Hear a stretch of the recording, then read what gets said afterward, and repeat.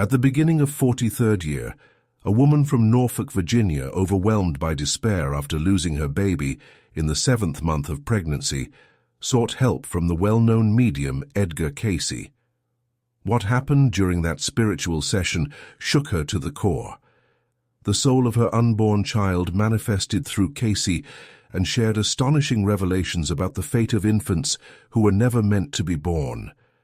I will share the words that forever changed her perception of life, as well as 3 cases that left even firm skeptics in confusion. If you have ever felt the subtle presence of a child who left before birth, then what you are about to hear may completely transform your understanding of life, death, and all that lies unseen between them. In the next 12 minutes, I will reveal 3 remarkable discoveries made during Cayce's sessions. The first is the moment when the soul first connects with the body during pregnancy, and why this knowledge radically alters our view of miscarriage. The second is a case in which a spirit described in detail its experience after a disrupted incarnation, and the third is the support that such souls receive in higher realms, which has already brought peace to countless families around the world. Edgar Cayce, known as the Sleeping Prophet, conducted over 14,000 sessions during his lifetime, from the beginning of the 20th century to the mid-40s. One of his most significant cases involved a woman who lost her pregnancy at the 22nd week. She asked a question that had tormented many hearts. What happened to the soul of my child? The answer Cayce gave in a trance state was so powerful that it even astonished him. The soul speaking through him explained that the connection between soul and body does not happen instantly, but forms gradually throughout the pregnancy. Then came a stunning revelation. Even in the case of a terminated pregnancy, the experience of the soul is not lost. Imagine the soul as a diver, descending deeper into matter with each month. And if the journey is interrupted, it resurfaces, taking with it priceless knowledge and love. That soul told the mother, "I did not leave. I am more alive than ever. The time I spent with you became a school of love for me. Now I am your guardian angel, and I will return to you." This spirit revealed details that no one knew except the mother herself. He described how, 3 days after the loss, the father of the child wept alone in the garage. This was not an abstract message, it was real, documented fact. Dr. Wesley Ketchum, who worked with Cayce for more than 10 years, recorded many such cases. In his journal he wrote, "These messages show astonishing awareness, compassion, and depth. They cannot be explained by science, but they bring genuine relief to grieving families." One of these stories involved a couple from Richmond who lost 3 children in succession. During the session, 3 souls contacted them. The first, who had been with the mother for 8 weeks, said, "I came to awaken love within you. My presence was brief but meaningful. You gave me experience, and I gave you a new perspective on love." This spirit also mentioned how the mother had sung a spontaneous lullaby, which no one else knew about. "Mum, your song reached me. I still sing it in the worlds of light." The second soul, who had been with the mother for 4 months, shared, "Every thought you had about me, every gesture of love, became a lesson for me. I now use this knowledge to help other souls preparing to be born." The third soul, present for 7 months, revealed an astonishing truth. All these events had been agreed upon in advance. We are one spiritual team. Our arrival was part of a greater plan.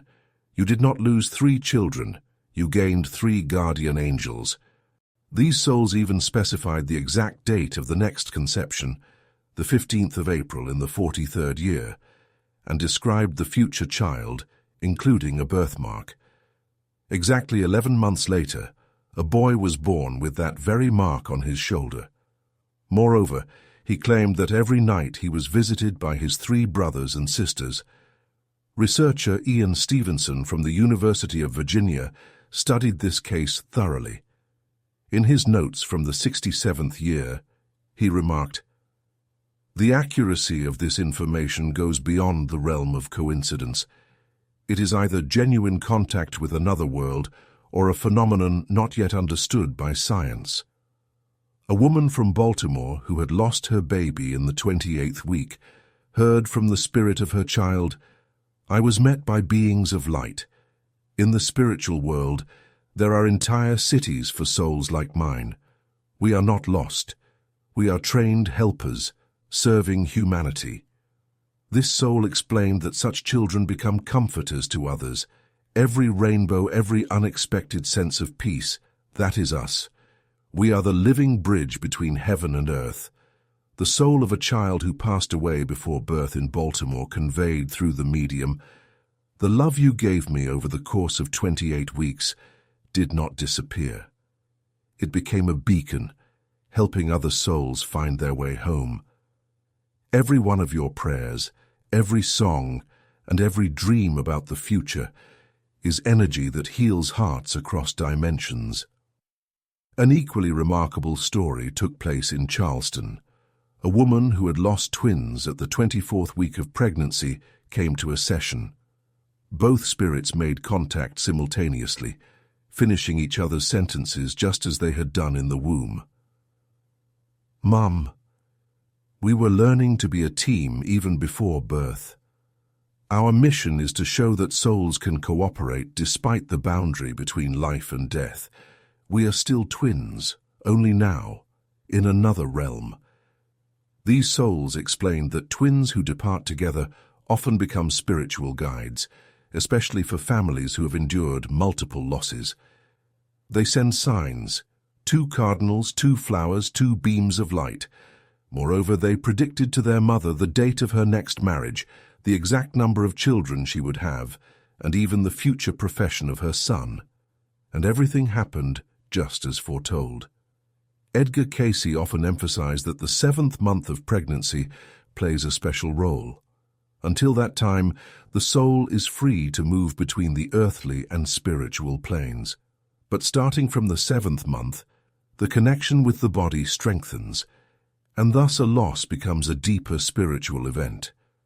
This also explains why women during this period so often experience prophetic dreams and unusual spiritual sensations. As one soul said, "For the first 6 months I visited you in dreams. We met between the worlds and wrote our story of love together, a story that transcends time." Dr. Harold Riley, who worked closely with Cayce for many years, documented more than 200 cases in which the souls of unborn children offered support to their families. He wrote in his notes, "These messages are not merely words of comfort. They contain medical precision, psychological depth, and spiritual insight that completely changed my understanding of the nature of consciousness and death." One soul who had spent 20 weeks in the womb offered her mother a method for healing emotional pain. She passed on a technique called the Golden Bridge meditation. The essence of it is to visualize a bridge made of light, connecting the mother's heart with the soul of the child in the subtle realm. Hundreds of parents who tried this practice reported amazing results: relief from pain, a sense of connection, and even direct contact. "When you build that bridge out of love and intention," the soul said, "I can cross it to be with you. Your sorrow becomes the material of our eternal bond." But something even more surprising was revealed. Some souls deliberately choose brief stays on earth to fulfill a special mission. "We come only for a moment, to awaken love and help you unlock your spiritual gifts. Your pain is not punishment, it is a kind of spiritual labor from which new abilities are born." 2 years after such a session, one woman truly discovered a gift for healing within herself. She began to help other parents who had experienced similar losses. According to the records in Cayce's archives, stories like hers number in the hundreds. Many parents, after going through a loss, began to have prophetic dreams, heightened sensitivity, and a deep desire to support others. becoming spiritual guides themselves. One soul confessed, "I came only briefly because I knew difficult times were approaching. I foresaw suffering and chose to stay on the other side of the veil to offer help from there." That spirit even predicted major events of the Second World War, long before they actually occurred. Thomas Sugru, Cayce's biographer, studied such phenomena for several years. In his private notes he stated, "These are testimonies that cannot be dismissed. Their accuracy, clarity, and healing power speak to the reality of spiritual contact between worlds. One of the most remarkable revelations came in the form of an explanation about how time flows in another dimension. A soul who spent 12 weeks in the womb said, 'One day in the spiritual world equals 1 year of learning here on earth. That means my short time with you became 12 full years of learning about love. Now I teach other souls compassion, sacrifice, and the sacred bond between parent and child.' These words offer a completely new perspective on loss. What once seemed like a tragedy turns out to be a carefully orchestrated spiritual process that brings profound transformation to both the soul and the parents. Even the briefest encounter can fill life with profound meaning and change it forever. But even more astonishing revelations lie ahead. One of the most vivid and unusual messages came from a soul that incarnated only for a short time. It said, "We are a special spiritual group. We voluntarily take part in brief earthly missions to awaken compassion, love, and to strengthen the invisible bond between worlds. Every parent who gave us love becomes a source of light, guiding other souls striving to come to earth." This soul explained that such bridge builders do not come alone but in groups, to raise the spiritual vibration of humanity. It also shared a prophecy. In the coming decades, as humanity faces serious spiritual challenges, the number of short-term incarnations will increase. Each of these souls will awaken people's hearts. By the year 2025, the energy of love gathered through these missions will reach its peak and lead to a mass spiritual awakening. And indeed, already now more and more people are turning to topics of the soul, afterlife, and spiritual growth. The prophecy is beginning to come true before our eyes. In another equally impressive story, a family experienced the loss of 4 pregnancies in a row. In one of the sessions, 4 souls made contact simultaneously and said, "We came to prepare you for the arrival of a special soul. We opened your hearts, deepened your love, so that you could receive a child destined for an important mission." The souls described the future child's appearance, character, and even specified exactly that conception would occur in 18 months, and everything happened exactly as foretold. The child was born at the predicted time and with the described features. Later he became a pediatric surgeon, saving the lives of premature babies, those very ones whose spiritual brothers and sisters were once not meant to be born. One of the souls shared astonishing information about the so-called centers of comfort in the spiritual world. These places are described as bright, crystalline sanctuaries filled with music and gardens.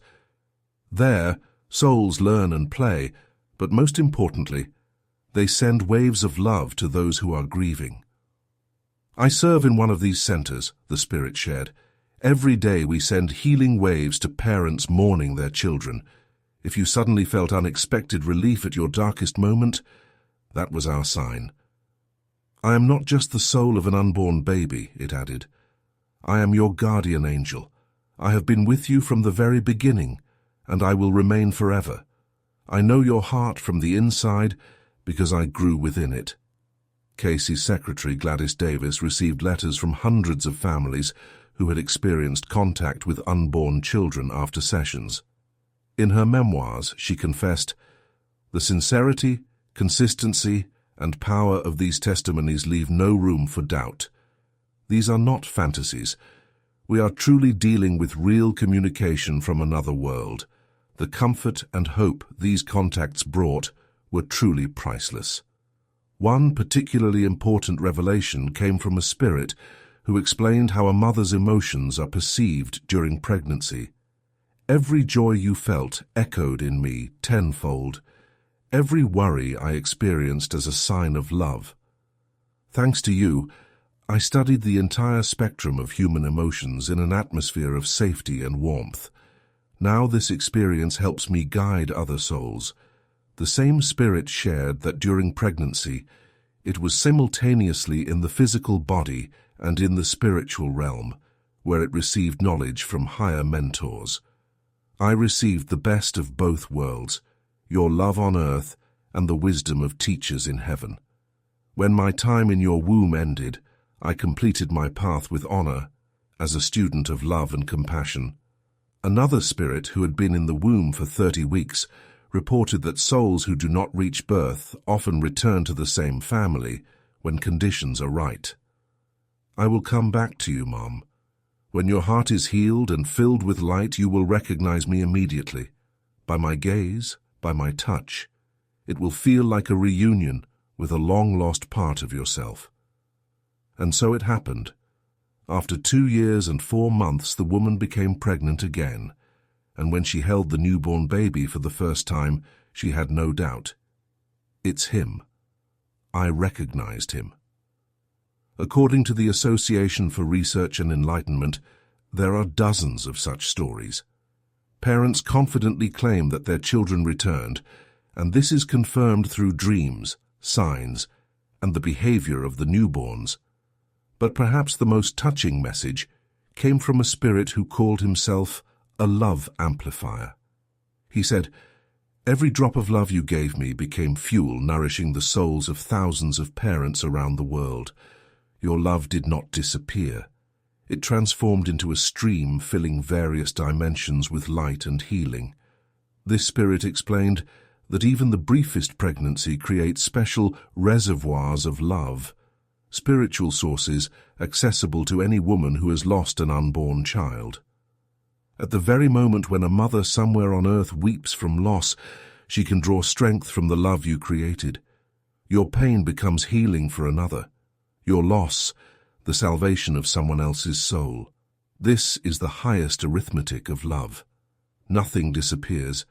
Everything transforms into service. During one of the final sessions, held just a few months before Cayce's passing in the year 1945, a prophetic message was voiced. In the early decades of the 21st century, humanity will begin to realize the true meaning of interrupted pregnancies. Science will confirm that consciousness exists independently of the brain, and then the truth we've spoken of for decades will be revealed. Today, studies in quantum physics, near-death experiences, and perinatal psychology increasingly affirm this idea. Consciousness can exist independently of the body. The soul is not a product of the brain, but an autonomous reality. And a short incarnation is not a mistake. It is a conscious choice made by the soul itself. One of the souls who communicated through Cayce said, "I came to bring light. My brief presence was a spark ignited in the hearts of my parents.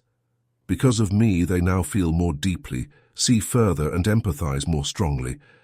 I am not a loss. I am their spiritual catalyst." Such revelations were heard again and again. The souls emphasized that even if the child did not come into the world, the very fact of pregnancy was filled with meaning.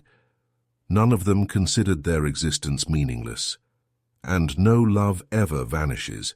It is preserved and continues to act. Many souls return to the same family in subsequent pregnancies. They explained that they choose the right moment when the parents' hearts are ready. We wait until your light shines again. We feel your love and remain near. Some souls confess that they came for only a few weeks or months to awaken hidden spiritual abilities in their parents. "Mom, it was because of me that you learned to feel. You saw signs, began to pray, and gained strength." That was my mission. There were also cases when the soul did not return to the family, but became its invisible guardian. I am with you, even if you cannot see me. I guide you through intuition, through random events, through your own wisdom. I am a part of your spiritual field. Cayce repeatedly emphasized that the loss of children before birth is one of the most powerful forms of spiritual awakening. These events become turning points that lead to re-evaluation, heart-opening, and the understanding of higher levels of being. Yes, they bring pain, but this pain becomes a portal to inner growth. One woman shared, "After I experienced a miscarriage, I felt as if I had died and been reborn. My heart was torn with grief, but at the same time I felt I had come closer to eternity. I began to see my child in dreams, heard celestial music, and felt his presence nearby." Cayce called such experiences bridges of love. They connect the material and spiritual worlds, reminding us that death is not the end, and that children who left before birth continue to be part of the family, even if on another level. These children appear in dreams, send signs, and create situations in which parents feel they are not alone. Many women report that in the most difficult moments, they suddenly felt as if someone had embraced them, warmly and truly. This is not fantasy. This is contact with the soul, a bond that was never broken. After such losses, many parents experience an awakening of intuition, sensitivity, and a desire to help others. This is spiritual alchemy. Pain turns into compassion, loss into wisdom, and tears into light. Cayce wrote, "It is not necessary to remain in this world for long to change someone's destiny. Great souls come for mere weeks, and that is enough to forever change the life of an entire family. Do not judge the path by its length. Judge it by how much light it brought." One of the final messages delivered through Edgar Cayce became a true revelation. The time spent with the mother in the womb cannot be considered a lost opportunity. It was a sacred connection, regardless of whether it ended in birth. We are not interrupted lives. We are completed missions. Many souls spoke of their purpose as the awakening of love, a brief but profound touch upon the mother's heart that triggers a chain reaction of compassion, awareness, and inner growth. You gave me love, and that is enough to change the world. I absorbed that love and now pass it on. Through your heart, I am connected to all of humanity. Some of the spirits referred to themselves as gatekeepers. Their task was not to be born, but to prepare the energetic space, to fill the family with the vibration of love, and to protect future children. These souls work subtly, invisibly, but their influence is felt throughout the parents' entire lives. According to many souls who spoke through Cayce, they are still nearby. When you read stories like these and something stirs inside you, it is me whispering, "I am here." When you cry and then feel a strange warmth and peace, that is my touch. When you hold me in your arms in a dream, it is not fantasy. It is a real meeting. One case documented by Dr. Harold Riley involved a woman who had experienced 5 losses. She came to Cayce in despair. During the session, 5 spirits united in a single message. We are a circle of love. Each of us brought a spark so that you could become the mother not of one child, but of an entire spiritual family. Later, she indeed gave birth to a girl who, from a very young age, displayed rare sensitivity, strong intuition, and sincere kindness. At the age of 5, she told her mother, "I know I have 5 invisible brothers and sisters. They help me take care of you." These words deeply moved the woman. In other stories, children born after a loss often recalled things they could not have known. One boy, just 3 years old, once said, Mom, I was already in your tummy, but it wasn't my time yet. Now it is. These memories could not have been suggested to him, as the parents had carefully hidden any information about the previous losses. These children do not simply come again. They return knowing they are awaited, loved, and welcomed. Their love does not vanish, but flows, from one incarnation to another, from one heart to another, from one form to another. They are like a river that changes course but never loses its strength. Thus arises the concept of the eternal family, not based only on blood and genetics, but united by spiritual connection, love, and shared purpose.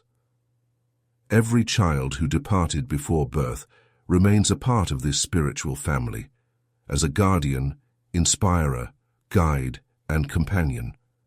The words of one spirit, conveyed through Cayce, became a message not just for one family, but for all of humanity. You call us losses, but we are your gains. We have expanded your hearts, strengthened your souls, awakened your faith. We did not leave. We simply transitioned. We did not disappear. We became part of you. We are not dead. We are love living forever. Hundreds of carefully documented cases from Edgar Cayce's archives confirm again and again the souls of unborn children are not accidents, not tragic mistakes. They are mature spiritual beings who came with a great mission, to awaken in people the light, depth, and love that could not be revealed in any other way. Every interrupted pregnancy is not emptiness, but a portal. Not an end, but a beginning. Not a tragedy, but a spiritual turning point that leads to healing, awareness, and inner transformation. Let all who have been through such an experience hear the most important truth. You are not alone. Your love has been received. Your children are with you. And in the grand design of the universe there are no losses. There are only knots of light, binding souls into a single spiritual fabric of existence.